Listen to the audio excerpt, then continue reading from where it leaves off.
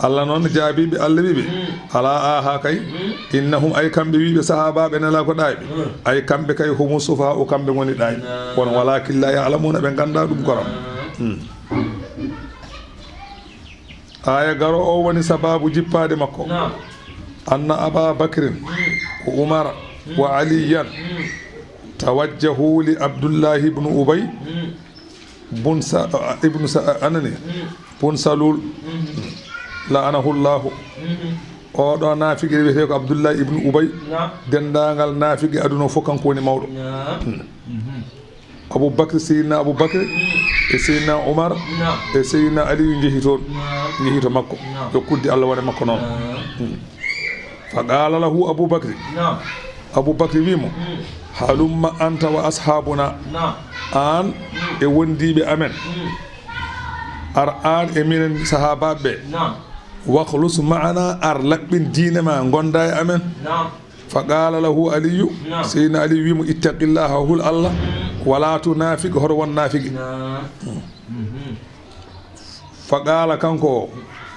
abdoullahi ibnu ubay o wiɓe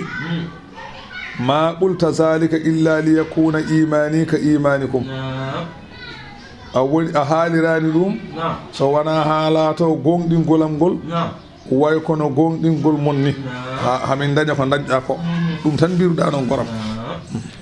funtireɓe noon falamma tawajjahu nde ɓe jeehi ɓe ɓenni kanko seydina aboubacry seydina oumar seydina aliyu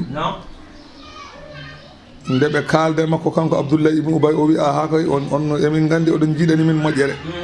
on mbaɗira noon so wona yomin gonɗin Allah ono no gonɗinirɗon ni ko yiɗande min tan jaam o wiɓe noon kanko naafiɗo o nde ɓe ndumti tan o noddi wondiɓe makko ɓe o wiɓe ida laqukum soɓe kawre moɗon ɓe kalde mon ɗin haalaji fa qulu mbiye misla ma qultu hono ko kalmi ko ɓe mbiya noon tan kalnemo ɗum fa qalu ɓe mbimo kamɓe naafigueɓe tokosɓe ɓe wi lam nazal bi khayrin min ceerata emine jaam tan ma istafina ɗon ɗaɗa wuure amen ɗon ɗaɗa wuure amen aɗa wonde amen koye jaam tan an woni mawɗo amen ɗon ɗaɗa wuure hakkude amen koye jaam tan min gonata ɓe gone wiide mo noon onon kay somo wuuri ko yippane gonata ɗum woni noon Allah jippini aya o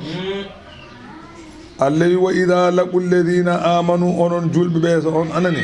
wa ida laqu alladina amanu so kamɓe naafigueɓe ɓe kawre julɓe ɓe qaalu ɓe mbiya amanna min gonɗini wa ida halaw so ɓe duttima ila shayadinihim fewde e mawɓe mabɓe ɓe qaalu ɓe mbiya inna minen kay maakum koye mon min gonde diine soɓe kawre mon onon julɓe ɓe ɓe mbiya keɓe gonɗinɓe ɓe punta on soɓe kooti to mawɓe mabɓe mbiya koye mon min gondi innama nahanu ay minen kay komin mbiyata min gonɗini ko mustahzi'una komin jalkitoɓe tan Allahu Allah noon yastahzi'u bihim Allah yaɓata keɓe jalkitta ko ay keɓe jalkirkato Allah woni joɓowi ɗum wa yamudduhum Allah nani muñanaɓe fi ɗoyanihim e bewre mabɓe ɓe mbaɗa ko beela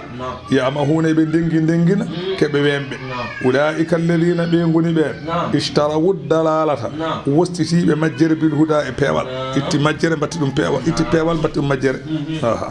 Allah wi ɓeɗo noon tawde koɓe juuliɓe fama rabihat tijaratuhum ɓeɗo julagu mumen gancotako tawi julagu ma ko peewgo ko oñade aɗa jogori gañade